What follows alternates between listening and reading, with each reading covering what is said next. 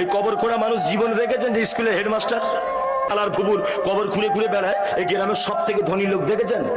দেখেননি? এই যে আগে বলেছি গরিবরা 500 বছর আগে জান্নাত যাবে, এই দেখুন আপনার ব্যাটার খুঁড়েছে, পাড়া প্রতিবেশীর খুঁড়েছে, আপনারও খুঁড়বে বলে একদম ভালো করে ধার দিয়ে রেখেছে, শুধু মাইকে বললেই হলো।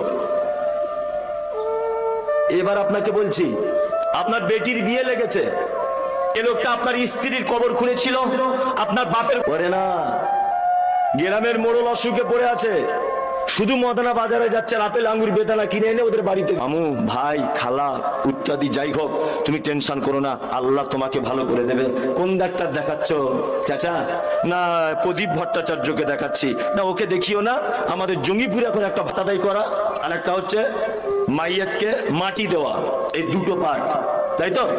কেউ যদি শুধু জানাজার সালাত আদায় করে 1 কেরাত সমপরিমাণ নেকি পাবে। 1 কেরাত মানে ধরে নেন একটা উহুদ পাহাড়ের সমান। কেউ যদি মাটিটা দেয় 2 কেরাত, আর 1 কেরাত মানে টোটাল 2 কেরাত, 2টা উহুদ পাহাড়ের সমান নেকি পাবে। ওয়া ইজাবাতুদ দাওয়াতি।